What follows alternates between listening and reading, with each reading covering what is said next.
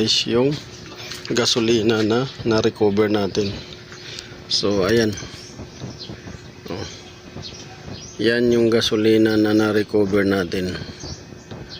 Ito yung gasolina na pang last na na-recover natin.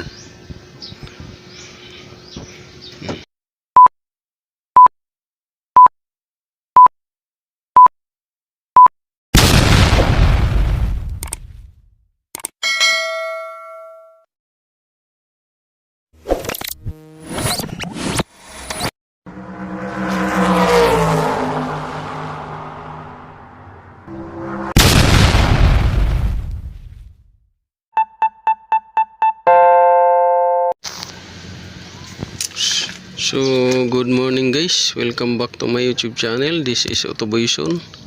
So, ngayon guys, mayroon tayong ginagawang motor. Na ang issue nito guys ay pagka nakaparada siya sa gabi, overnight, pagka umaga, hirap na paanda rin. So, una nating nakita guys ay itong gasolina niya guys na matubig. Ayan. So matubig yung gasolina niya. So isang indication din yan na hirap paanda rin yung makina sa umaga at pumupugak. Pagka piniga mo, pupugak-pugak.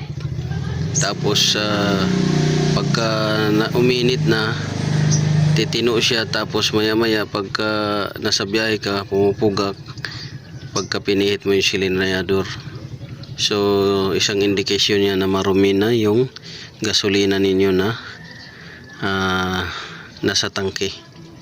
So pangalawa guys ay ito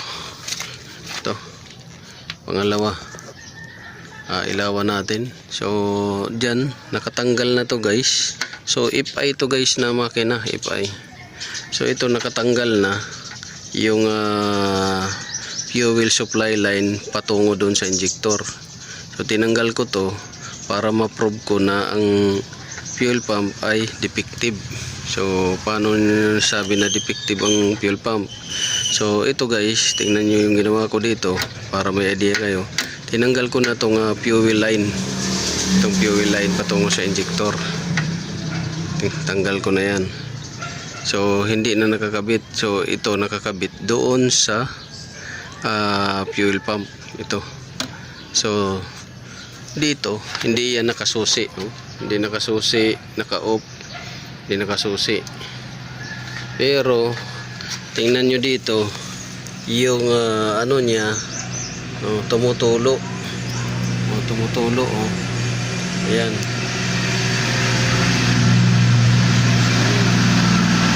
Tumutulo guys yung gasolina. Naka-off yung susi. Walang hindi natin pinagana yung pump, pero tuloy-tuloy pa rin yung ano niya. Ayan, tuloy-tuloy yung agos ng gasolina. So indication yan guys na may problema sa fuel pump ninyo. Ayan,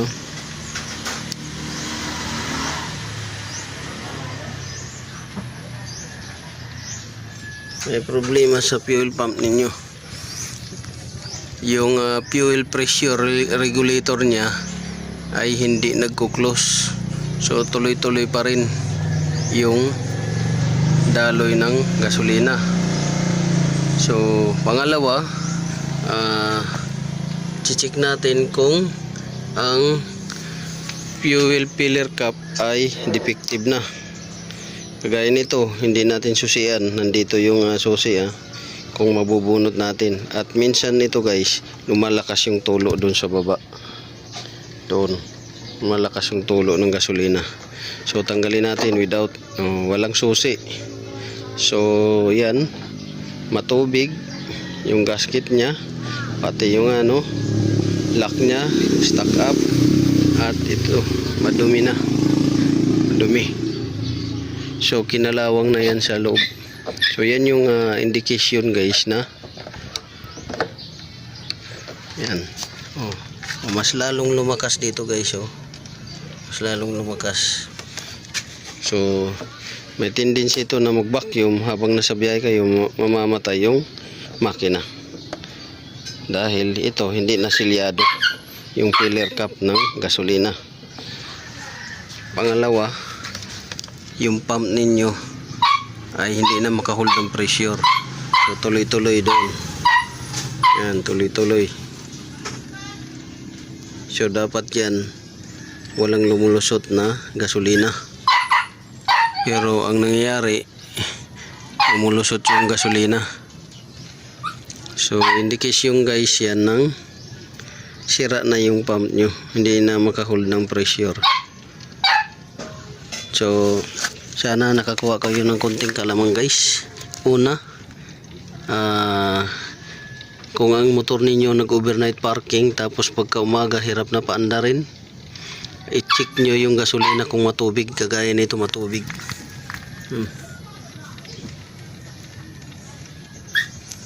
Matubig na madumi pa. Pangalawa, check nyo kung yung fuel pump ninyo sa mga naka-ip ay hindi sira na tuloy-tuloy yung agos. Ayun, tuloy-tuloy yung agos. Yun. So hindi na siya maka-build up ng pressure nito. Ang tendency nito, mahina yung bomba. Mahina yung bomba. Ngayon, pag nasa highway kayo, tumatakbo, pumupugak-pugak to, at saka minsan namamatay pa. Yan. Tapos pangatlo, itong filler cap ninyo kung defective na. So, ang symptoms nito, pumupugak, namamatay yung makina. Tapos, bukod sa pumupugak, namamatay yung makina, hirapanda rin sa umaga. Dahil, ang nangyayari dito guys is mapapanis yung gasolina ninyo. Hirap na sunugin. Mawawala na yung octane nya. Or yung fumes na sa gasolina na dapat maganda pa, mawawala na. So yan lang ang ma-share ko sa inyo guys. Sana nakakuha kayo ng konting kaalaman dito sa ating diagnosing. So Kawasaki G125 pala to. So ang chinik natin, gasolina, madumi, matubig, makalawang, sira yung pump, hindi maka hold ng pressure, ang regulator niya, pressure regulator. Tapos so, madumi yung tangke at sira yung filler cap. Build tayo nitong makina na to. Sira. Dahil So, butas, bibildingin natin. yan na nakakuha ko ng konting kalaman guys. This is Autoboyson. Magandang umaga. God bless you all.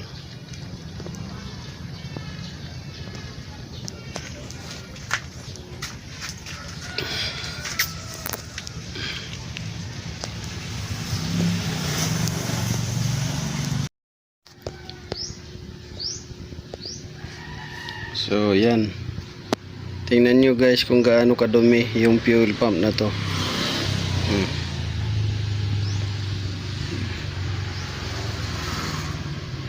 Yan. Yan o, sobrang dumi.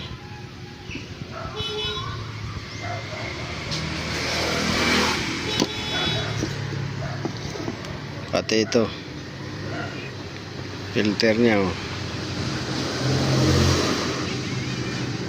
Wala, itong motor na to sira na to. Umiinit na to kaya mahina yung bugan niyan.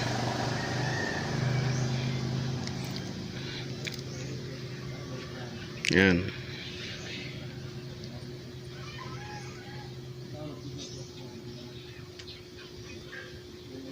So ganyan kadumi siya guys. So papakita ko sa inyo yung gasolina na na-recover natin. Yung huling gasolina na recover natin. Ayan. Kita nyo. Ayan o. Ganyan siya kadumi.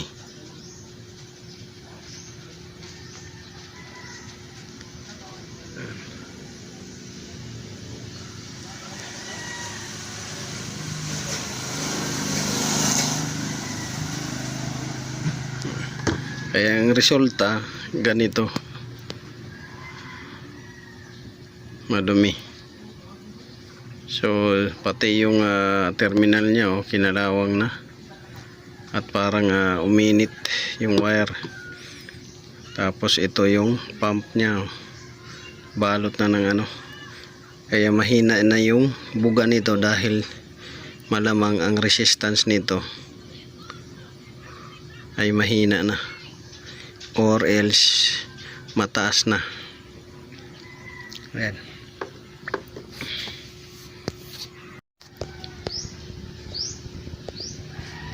So yan, tingnan nyo guys kung gaano kadumi yung fuel pump na to.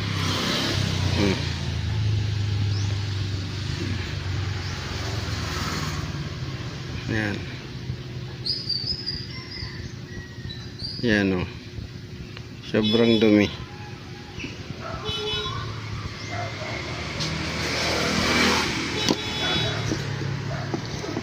Pati ito.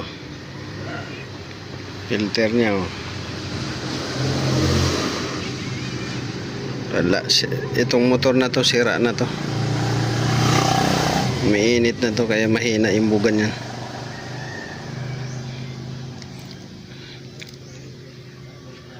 Yan.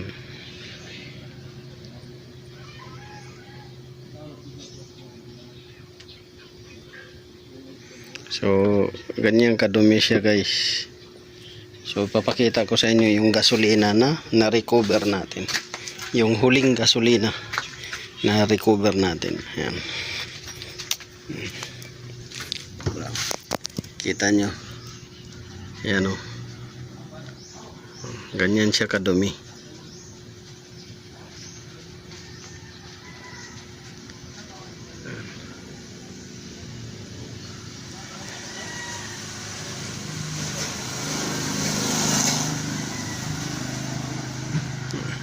Kaya ang resulta ganito, madumi. So pati yung terminal niya kinalawang na at parang uminit yung wire.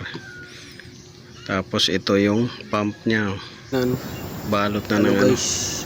Kaya mahina na yung buga nito dahil malamang ang resistance nito pump motor, natanggal na rin ay mahina na fuel filter or else nakita na rin natin mataas na yung filter at sira na yung motor. So ngayon yung fuel injector naman guys yung tatanggalin natin. Sundan nyo lang guys yung video para makita ninyo kung anong kondisyon ng injector.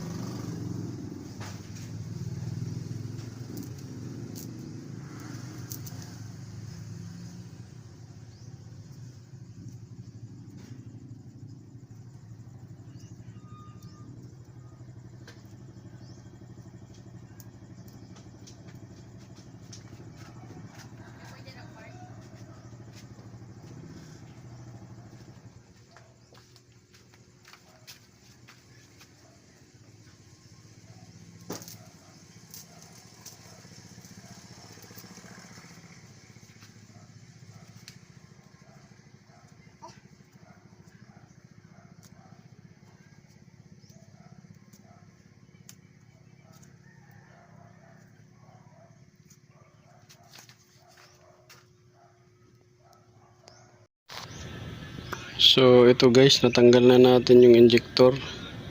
So madumi yung loob nito. Ito, pag tinanggal niyo dito, makikita na ninyo yung loob. So binalik ko lang yan kasi para hindi mapasukan pa ng dumi. Pero ito kailangan na itong palitan. Mahirap na ito tiwala gawa ng sobrang dumi.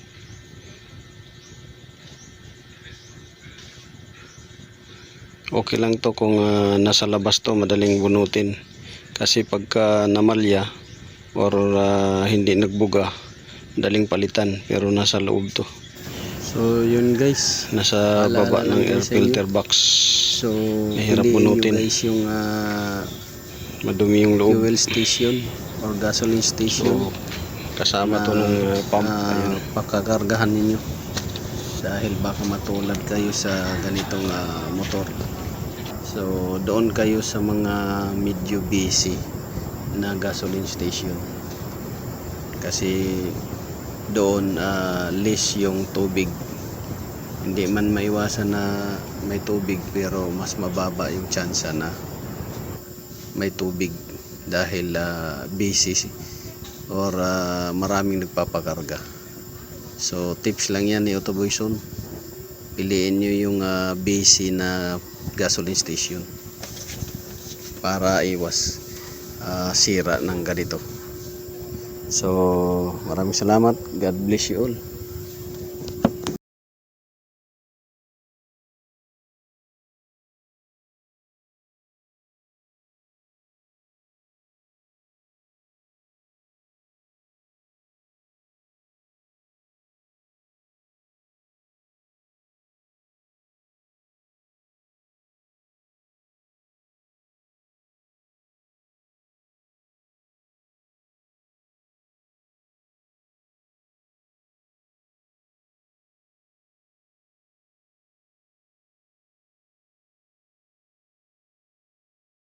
Guys, yung gasolina na recover natin.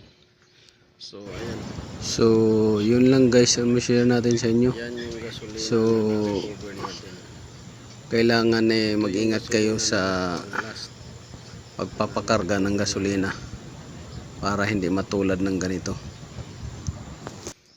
So maraming salamat guys. So hanggang sa muli.